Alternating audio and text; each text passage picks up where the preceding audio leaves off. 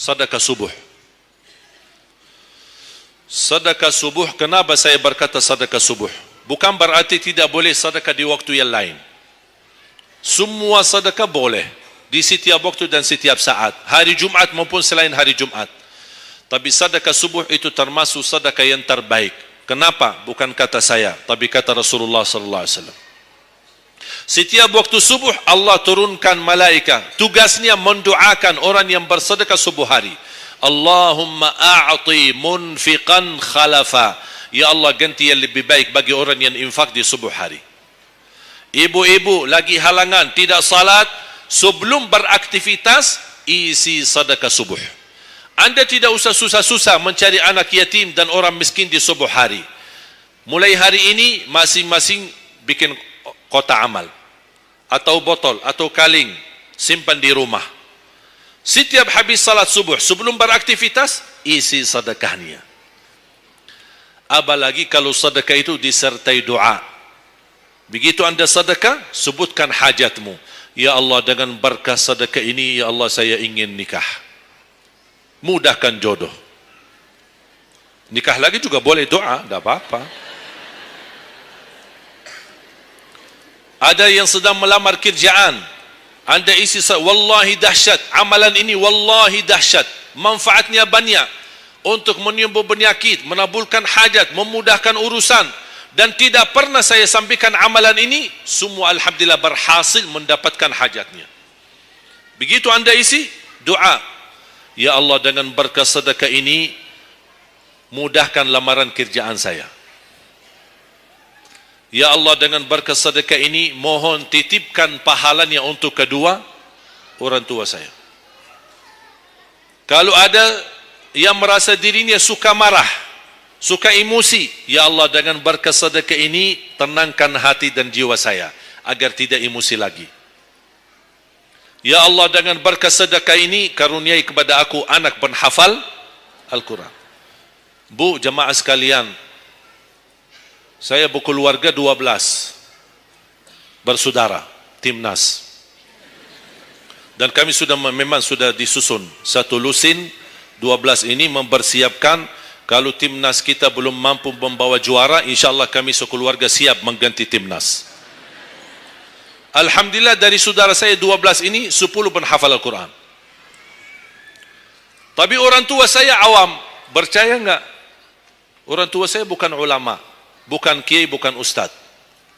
Ayah saya belajar kelas 3 SD. Ibu saya tidak pernah masuk sekolah sama sekali. Sampai usia 40 tahun masih buta huruf, tidak bisa baca Quran. Tapi Allah berikan karunia keturunan penghafal Al-Quran. Berkat apa? Salat mereka dan sedekah mereka, termasuk doa. Itu perjuangan mereka. Alhamdulillah, sekarang ayah saya, ibu saya penghafal Al-Quran, yang jadi gurunya anaknya sendiri. Sekarang di Indonesia saya bawa 5 adik saya dan ditugaskan menjadi imam tarawih. Saya bawa mereka pindah dari Arab kemari. Ada 5. Yang perempuan sudah dinikahkan sama orang Indonesia, orang Jakarta. Dan saya dorong adik saya yang perempuan untuk menghafalkan suaminya biar jadi penghafal Quran. Yang 4 laki-laki, ada yang 2 bawa istrinya masing-masing dari Arab, yang 2 lagi saya nikahkan di Indonesia sama orang Indonesia. Ada 1 sama orang Sunda, 1 sama orang Lombok. Jangan khawatir Bu, masih ada lagi. Bahkan saya dorong adik-adik saya semua wajib nikah 4. Masing-masing 4 istri. Kenapa? Supaya banyak keturunan. Kalau bisa setiap 1 istri 12, 1 lusin. Masya Allah, luar biasa. Mengapa? Karena kita punya perjuangan yang masih panjang. Cita-cita saya mencetak 1 juta penghafal Al-Quran di Indonesia. Ketika saya datangkan adik saya tugaskan sama mereka dan tegas, kalau kalian datang hanya mau berhiburan, pulang. Kalian di sini untuk bersama-sama memperjuangkan untuk mencetak 1 juta penghafal Al-Quran. Dan alhamdulillah program ini sudah jalan. Dan kita terus memperjuangkan, dan saya harap semua jamaah insya-Allah berkenan terlibat dalam program ini. Cita-cita saya semua masjid se-Indonesia insya-Allah diimami imam penghafal Al-Quran 30 juz. Bahkan lebih hebat lagi cita-cita saya, insya-Allah saya yakin akan terjadi. InsyaAllah demikian hari, di waktu yang Allah insyaAllah tentukan, insyaAllah presiden kita penghafal Al-Quran. Coba, ya Allah, rasanya enak. Langsung diumumkan di Masjid Istiqlal, khatib dan imam salat Idul Fitri, penghafal Al-Quran 30 juz, Presiden Republik Indonesia. Oh, mantap. Imam salat Idul Adha, Presiden kita. Salat Jumat, khatib dan imam, Presiden kita. Tidak perlu ganti imam. Udah, tidak perlu ganti imam, subhanallah. Luar biasa.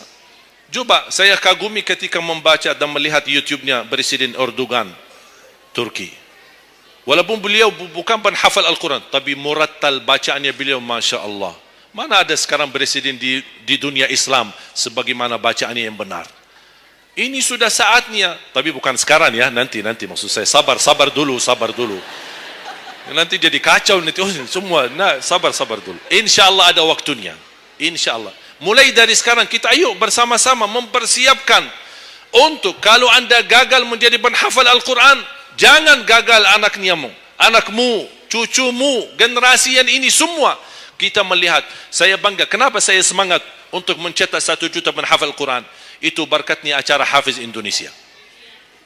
Nonton kan acara Hafiz Indonesia? Nangis ya? Alhamdulillah. Habis tisu kan? Tahu enggak salah satu karunia Allah untuk Indonesia? Ada teman saya berusaha Bunia TV di Arab. Beliau ingin membuka dan membuat acara Hafiz Indonesia versi Arab, tapi gagal. Kenapa? Karena tidak menemukan jumlah yang banyak penghafal Al-Quran di bawah usia 10 tahun. Hanya Indonesia saja. Malaysia kalah, Indonesia saja. Di bawah 10 tahun. Dan sayang sekali memang anda yang nonton acara Hafiz Indonesia, anda nonton acara yang sudah jadi. Tapi anda belum tahu apa yang kami berjuangkan di belakang layar. Sebelum acara Hafiz Indonesia, 4 bulan bekerja keras. Sambil tim turun ke lapangan, ke desa-desa, kampung-kampung, ke pulau-pulau untuk menumbulkan dan mendatangkan, menghadirkan para penghafal Al-Quran. Ketika dibawa di Jakarta, 2 bulan berturut-turut kami didik mereka. Yang awalnya pemalu, awalnya ada yang mohon maaf, kencing di celananya sendiri. Saking tidak berani, takut. Alhamdulillah sekarang menjadi mereka pemberani. Bahkan mereka berlumba-lumba azan subuh. Mereka berlumba-lumba membangunkan sesama saudaranya. Sama-sama tertib, makan. Kita menghadirkan dokter kesehatan, kita menghadirkan dokter psikologi jiwa untuk menjaga perasaan mereka selama 2 bulan. Didampingi kadang-kadang ibu mereka, didampingi kadang-kadang ayah-ayah mereka. Dan semua rata-rata sepakat orang tua mereka, tidak pernah kami merasakan bangga memiliki anak sebagaimana kami melihat perjuangan di Hafiz Indonesia.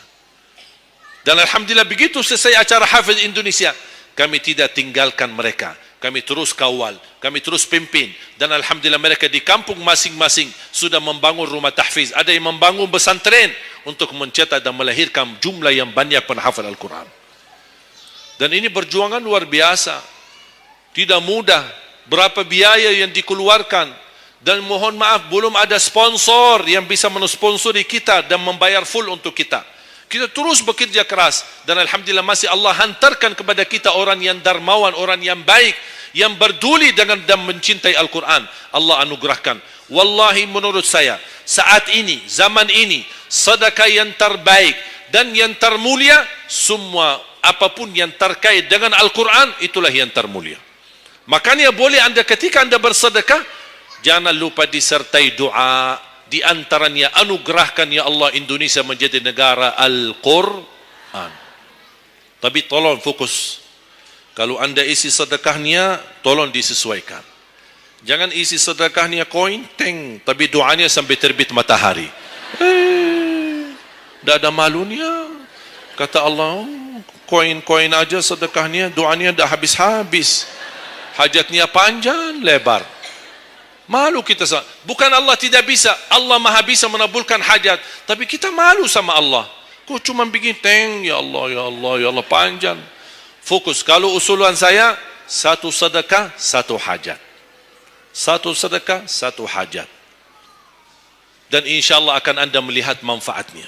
Mudah-mudahan semua yang hadir insya-Allah menjadi keluarga besar 1 juta penghafal Al-Quran. 1 juta mencetak penghafal Al-Quran. 1 juta keluarga Al-Quran yang insya-Allah akan membangun generasi baru yang membawa Indonesia menjadi baldatun tayyibatun wa rabbun ghafur, dan di masa yang akan datang insya-Allah Indonesia menjadi lebih baik. Amin ya rabbal alamin. Barakallahu fikum. Terima kasih, semoga bermanfaat. Kurang lebihnya mohon maaf. Mungkin ada panitia ingin menyampaikan selanjutnya.